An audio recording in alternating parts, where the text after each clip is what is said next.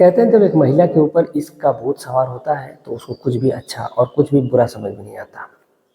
दरअसल एक महिला जब अपनी हवस को बुझाने के लिए इस हद तक गिर सकती है कि उसने ना जाने कितने बुरे काम किए होंगे, लेकिन कहते हैं कि बुरे काम का बुरा नतीजा होता है। एक औरत पैसे के लिए भी गिर जाती है, एक औरत किसी को पाने के लिए भी गिर जाती है, लेकिन आज की जो कहानी है वो वाकई अपने आप में शर्मसार कर देने वाली है। एक औरत इस हद तक गिर सकती है जिसकी कोई कल्पना ही नहीं कर सकता। दरअसल वाकई आज की जो कहानी है हैरान कर देने वाली है, परेशान कर देने वाली है। दरअसल ये सच्ची जो घटना है वो बिहार के अररिया जिले की है। इस सच्ची कहानी को, इस सच्ची घटना को आप ध्यान से सुनिएगा। अगर वीडियो पसंद आए तो वीडियो को आप लाइक करिएगा, अपने दोस्तों अपने रिश्तेदारों में शेयर करिएगा और चैनल को सब्सक्राइब करिएगा। चलिए कहानी की शुरुआत करते हैं। नमस्कार, प्रणाम, मैं अविनाश वारदात तक के एक नए एपिसोड में आज जिस सच्ची घटना के साथ आप लोगों के बीच में आया हूँ, जिस सच्ची घटना बिहार के अररिया की है। दरअसल अररिया में एक गांव लगता है छोटा सा, जिस गांव का नाम कादीपुर है। और इसी कादीपुर गांव में एक परिवार रह रहा होता है, जिस परिवार का जो मुखिया था वो रामू होता है। उसका नाम राधे श्याम होता है, लेकिन लोग उसको रामू रामू बुलाते हैं। रामू की जो पत्नी थी जिसका नाम निशा होता है, निशा अपने 4 बच्चों के साथ, रामू के साथ उसका जो जीवन होता है बेहद सुखमय होता है, बेहद खुशहाल होता है। सब कुछ उसके जीवन में नॉर्मल चल रहा होता है, सब कुछ अच्छा चल रहा होता है। जो रामू था वो दिन भर मजदूरी किया करता था, शाम को जो भी पैसे मिला करते थे ला करके अपनी पत्नी को दिया करता था और कहता था जो भी बन पड़े तुम अपना खर्चा चलाओ, इस घर की जो सारी जिम्मेदारियां हैं वो तुम्हारे हाथों में है। सब कुछ अपनी पत्नी को ही वो मानता था। अब ऐसे ही इन लोगों का जो जीवन था वो गुजर रहा था, वक्त बेहद अच्छा कट रहा था। साथ ही साथ जो रामू है दिन भर बहुत ही मेहनत किया करता था। जो भी उसको गांव का कोई भी व्यक्ति अगर कोई भी काम कह दिया करता था तो उस काम को वो बखूबी किया करता था। अब एक दिन की बात है, यानी कि 4 जून 2019 की ये बात है। रामू काम करके मजदूरी करके शाम को घर आता है। परिवार में उस दिन नॉनवेज बना होता है। बीवी बच्चों के साथ मिल करके रामू बहुत ही अच्छे तरीके से खाता है और खा पी करके सोता है। सोता तो है ठीक है, लेकिन जब सुबह होती है, लेकिन सुबह के जब लगभग 6 बज रहे होते हैं तो उस घर से, रामू के घर से, रामू की पत्नी की चीखने की चिल्लाने की आवाज़ आने लगती है। अब जैसे चीखने की चिल्लाने की आवाज़ आती है तो जो आस पड़ोस के लोग हैं सभी लोग हैरान हो जाते हैं कि आखिर बात क्या है कि रामू की जो पत्नी है इतनी जोर जोर से चीख रही है। औरतों का तो आप लोगों को पता ही, जैसे थोड़ा बहुत शोरगुल सुनेंगे तुरंत दौड़ी भागी आएंगी। तो वैसे ही उस आस पड़ोस की जो औरतें होती हैं वो दौड़ी भागी रामू के घर में पहुंचती हैं कि आखिर बात क्या हो गई। और भी जो व्यक्ति होते हैं वो भी यहाँ दौड़ते हुए आते हैं। दरअसल जो रामू की पत्नी होती है वो घर का जो आंगन होता है उसी आंगन में बैठ करके दहाड़े मार करके चीख के चिल्ला करके रो रही होती है और एक ही बात कह रही होती है कि मेरी पति की किसी ने हत्या कर दी है। अब जैसे ही गांव के लोग ये बात सुनते हैं सभी लोग हैरान हो जाते हैं कि आखिर ऐसी क्या मजबूरी आ गई होगी किसी की, कि ऐसी क्या वजह रही होगी जिस वजह से रामू की उसको हत्या करनी पड़ी है। दरअसल रामू बहुत ही नेक दिल इंसान होता है, बहुत ही साफ दिल का इंसान होता है। लेकिन जो पत्नी का रो रो कर बुरा हाल है, पत्नी बस एक ही बात कहती है कि रात को कुछ लोग आए थे, 4 लोग आए थे और 4 लोगों ने, शायद उन्हीं लोगों ने मिलकर के मेरे पति की हत्या कर दी है। अब जैसे ही पत्नी की ये बात लोग सुनते हैं तो सभी लोग परेशान रहते हैं कि आखिर ऐसे कैसे। फिर किसी ने, उसी में से किसी एक व्यक्ति ने पुलिस में फ़ोन कर दिया और जैसे ही पुलिस में बात पहुंचती है तो जो वहाँ के एसएचओ होते हैं राजेंद्र कुमार जी, राजेंद्र कुमार पहुंचते हैं वहाँ पर मौके पर अपने टीम के साथ। और वहाँ जैसे ही पहुंचते हैं तो फिर जिस पोजीशन को, जिस स्थिति को देखते हैं वो, तो उनको समझते देर नहीं लगती है कि वाकई यहाँ पर हत्या का ही मामला है। वो बॉडी को कब्जे में लेना चाहते थे, लेकिन जो आस पड़ोस के जो लोग हैं, जो गांव के लोग हैं, वो बॉडी को कब्जे में लेने ही नहीं देना चाहते थे। वो कहते थे कि हमको इंसाफ चाहिए, अगर आप हमें इंसाफ नहीं दिलवाएंगे तो हम बॉडी को यहाँ से नहीं लेकर के जाने देंगे। अब जैसे ही एसएचओ साहब यानी कि राजेंद्र कुमार जी ये बात सुनते हैं तो गांव के लोगों को समझाते हैं, बुझाते हैं कि बात को समझिए आप लोग, अगर आप लोग ऐसे करेंगे तो कैसे काम चलेगा, फिर हमारे काम करने में बाधा पहुंचेगी, तो फिर हम आपको न्याय नहीं दिलवा पाएंगे। आप जो पत्नी है रामू की, इसकी पत्नी को न्याय नहीं मिलेगा। तो जो गांव के लोग हैं वो समझते हैं बात को, कहते हैं कि ठीक है। बॉडी को पोस्टमार्टम के लिए भेज दिया जाता है। और जैसे ही पोस्टमार्टम के लिए भेजा जाता है, फिर पुलिस इधर अपनी जांच में जुट जाती है कि आखिर ऐसी कैसे वजह रही होगी कि आखिर कोई कोई भी तो सबूत ऐसा मिलेगा जिससे कातिल तक पहुंचा जा सकता है। अब जब महिला का इधर रो रो कर बुरा हाल होता है, आस पड़ोस के लोगों से पूछा भी जाता है, लेकिन कोई भी कुछ भी नहीं बता पाता है। दरअसल वो एक ही बात कहते हैं कि यहाँ पर जो रामू है बहुत ही नेक दिल इंसान होता है, बहुत ही साफ दिल का इंसान होता है, और वो उसकी किसी से दुश्मनी यहाँ पर थी ही नहीं। अब जैसे ही पुलिस ये बात सुनती है, पुलिस परेशान होती है कि आखिर कातिल तक पहुंचा कैसे जाए। अब ऐसे ही वक्त गुजर रहा होता है और कुछ समय बाद जो रामू है, रामू की बॉडी का पोस्टमार्टम जो रिपोर्ट है वो मिल जाती है। और जैसे पोस्टमार्टम रिपोर्ट मिलती है तो उसमें बड़ा ही चौंकाने वाला खुलासा होता है। दरअसल रामू ने उस रात को ड्रिंक किया हुआ था और उसके बाद नॉनवेज खाया था। ये सारी बातें उसमें निकल करके सामने आती हैं और फिर पता चलता है कि उस आदमी की गला घोट करके हत्या की गई थी और साथ ही साथ उसके ऊपर धारदार हथियार से वार किया गया था। पुलिस बड़ा ही परेशान होती है कि आखिर ऐसी क्या किसी से दुश्मनी रही होगी, ऐसी क्या वजह रही होगी जिस वजह से ऐसी हरकत करनी पड़ी, ऐसी स्थिति आ गई कि जिस वजह से इतना बुरा हो गया। अब पुलिस के जो महिला से जब उसकी पत्नी से पूछताछ करती है, जब वो ठीक ठाक रहती है तो वो बताती है सारी बातें कि शाम को सभी लोग खाना खाए, खाना खा कर सभी लोग सोए और सोने के बाद से फिर रात के अचानक मैंने समय नहीं देखा, लेकिन कुछ लोग आए थे और आ करके दरवाज़ा खटखटाते हैं और खटखटाते हैं तो फिर मैं जाती हूँ, सोचती हूँ दरवाज़ा खोलने के लिए जाऊँ, लेकिन मुझे बहुत तेज़ नींद आ रही थी। मैं एकदम नींद में हूँ, मैं एकदम नींद में थी।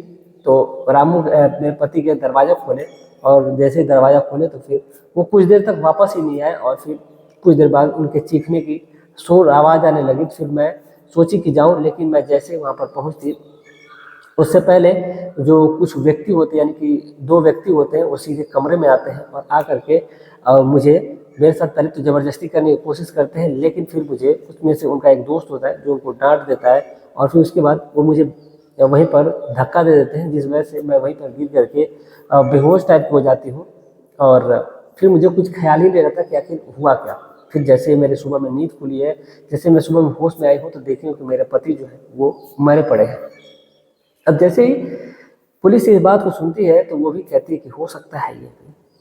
अब इसीलिए पुलिस अपने हिसाब से जांच पड़ताल में जुट जाती है, लेकिन उस एरिया में जो वहाँ के ग्राम प्रधान होते हैं उन्होंने बहुत ही अच्छे होते हैं। उन्होंने अपने एरिया की सिक्योरिटी के लिए, सुरक्षा के लिए उन्होंने सीसीटीवी कैमरा भी लगवा रखा था। और सीसीटीवी कैमरा शायद इसको किस्मत कहेंगे कि उसी जगह पे लगा हुआ था जहाँ पे रामू का घर होता है। अब पुलिस जो थी वो सीसीटीवी कैमरे को खंगालने लगती है और सीसीटीवी कैमरा जब खंगाला जाता है तो जिस हिसाब से महिला ने जिस वक्त बताया था, पुलिस उससे बहुत पहले का रिकॉर्ड स्टार्ट करती है, यानी कि शाम से और सुबह तक की फुटेज देखी जाती है, जिसमें से किसी भी व्यक्ति के आने जाने का जिक्र नहीं होता है सिवाय एक आदमी के। एक आदमी आता है घर में, लेकिन वो कुछ ही देर बाद वहां से चला जाता है, लेकिन फिर वो व्यक्ति आता ही नहीं है। अब जैसे ही पुलिस इस चीज़ को देखती है, उस व्यक्ति महिला से पूछते कि आखिर ये व्यक्ति कौन है, तो महिला कहती कि मुझे नहीं पता कि आखिर ये व्यक्ति कौन है। लेकिन किस्मत देखिए कितनी अच्छी होती है कि जो महिला का घर होता है, दरवाजा होता है, लेकिन ऐसा लगता है कि वो व्यक्ति वहां से चला जा रहा है, लेकिन वो व्यक्ति घर के अंदर ही गया रहता है। वो कहती है कि जो व्यक्ति है मुझे नहीं पता कि ये कौन है, शायद रामू के कोई दोस्त होंगे। अब इसीलिए जो पुलिस होती है वो कहती है ठीक है।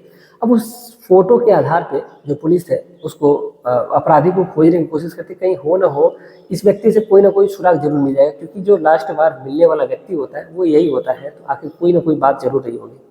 अब इसीलिए जो पुलिस है उस व्यक्ति की फोटो निकालती है और उसके बाद उस पत्नी, उसकी रामू की पत्नी को दिखाती है कि क्या तुम इस व्यक्ति को जानती हो। तो औरत जो होती है, यानी कि जो निशा होती है, वो कहती है कि मुझे नहीं पता कि ये व्यक्ति कौन है, मैं तो इसे पहली बार देख रही हूँ। अब बस पुलिस के पास वही फोटो होता है। अब उसी के आधार पर पुलिस को खोजना होता है, अपराधी तक पहुंचना होता है, लेकिन पुलिस को कोई भी सुराग हाथ नहीं लगता है। अब इधर जो पुलिस है वो परेशान रहती है, लेकिन जो उसमें जो एक इंस्पेक्टर साहब होते हैं जिनका नाम ब्रिजेश होता है, ब्रिजेश आस पड़ोस के उस इलाके में जब भी गश्त किया करते थे तो एक उसी गांव में विधवा महिला रहती थी जो बूढ़ी हो चली थी, उनकी कुछ बेटियां होती हैं छोटी छोटी, माफ़ी चाहते हैं, पोतियां होती हैं, जो बहुत ही अच्छी होती हैं। और जब भी ब्रजेश जी उस रास्ते से जाते थे तो कुछ चॉकलेट लेकर के जाया करते थे, तो उन बच्चियों को दे दिया करते थे, जिससे बच्चे बहुत ही खुश हुआ करते थे। और जब भी वो जाते थे तो कहते थे कि अंकल आ गए, अंकल आ गए। क्योंकि वो जो बच्चियां होती हैं वो बहुत छोटी होती हैं, जिनकी एक की उम्र मात्र उसमें 7 साल होती है, जिसका नाम सबीना होता है, और दूसरी होती है जिसका नाम रुबीना होता है, जिसकी उम्र महज भी 10 साल की, 11 साल के करीब हो रहती है। अब जैसे ही वो घूम रहे तो उन्होंने सोचा कि इन बच्चों को दिखाएं, शायद इन बच्चों ने इस व्यक्ति को कहीं देखा होगा। जैसे ही वो फोटो दिखाते हैं, कहते बेटा तुमने इस व्यक्ति को कहीं देखा हुआ है आते जाते? तो कहते हैं हाँ अंकल, इसको तो हम जानते हैं, ये तो कोई और नहीं बल्कि ये राजू अंकल है जो कबाड़ी वाले हैं।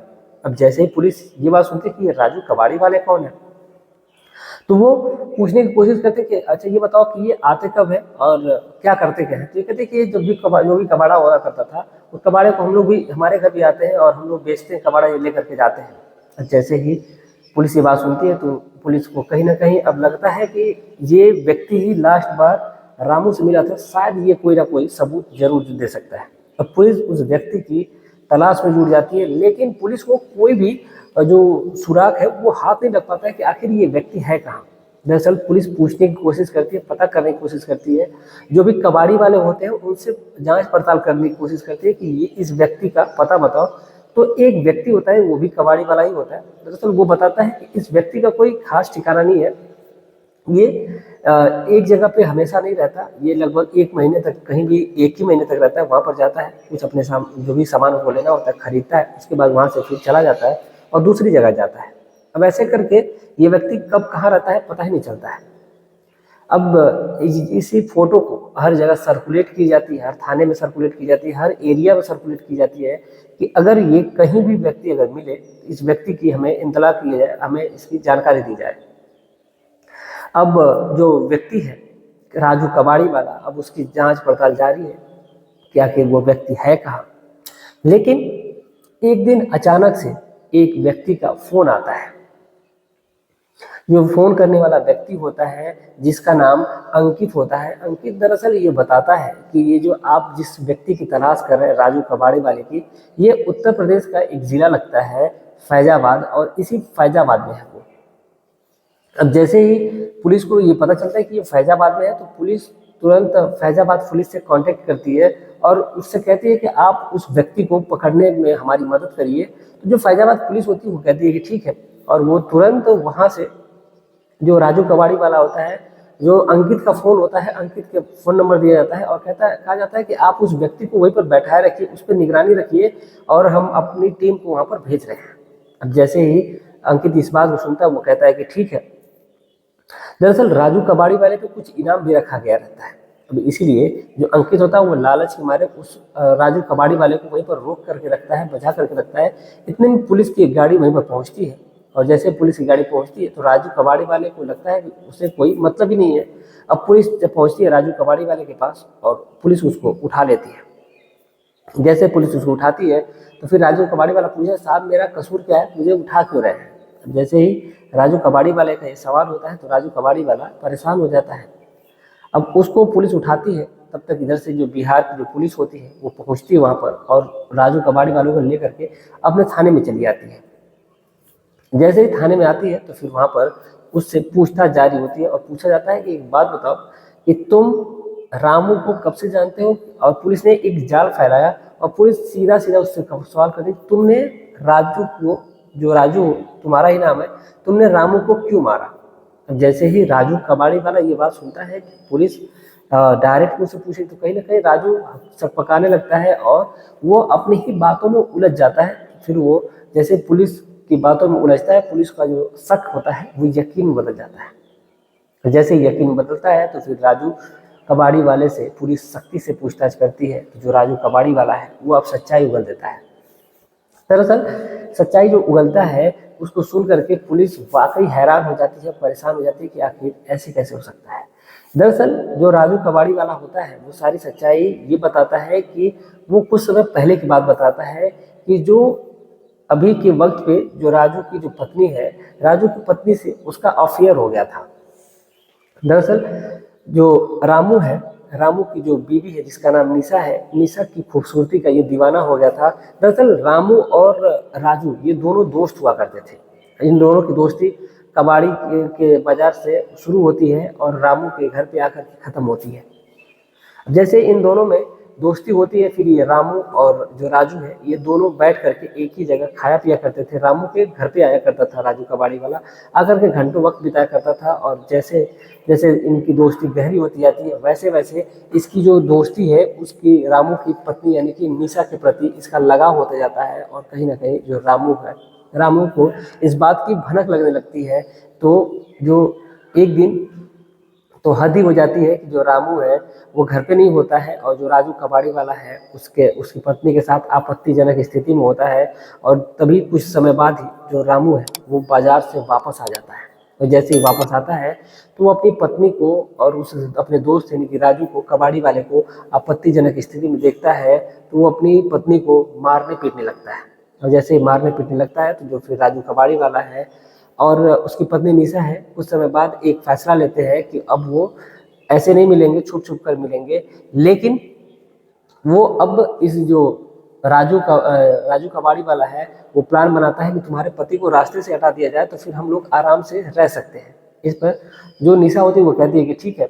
अब जो निशा है वो एक प्लान के तहत, एक षड्यंत्र के तहत रात को जब सोते हैं खा पी करके तो फिर जो निशा होती है वो अपने प्रेमी को जो चोरी से पीछे वाले रास्ते से घर में घुसाती है जहाँ पर सीसीटीवी कैमरा नहीं होता है। दरअसल राजू जो होता है वो शाम को तो आया ही रहता है और कुछ समय बाद फिर चला जाता है। दरअसल रामू से मिल करके वो चला जाता है, लेकिन वो आया भी इसी वजह से रहता है। वो कहता है कि जो तुम्हारी पत्नी है वो मुझे पसंद है और तुम अब उसको छोड़ दो, मैं उससे शादी करूंगा। लेकिन रामू और राजू के बीच में इसी बात को लेकर के तकरार हो जाती है। राजू जो था वहां से फिर चला भी जाता है।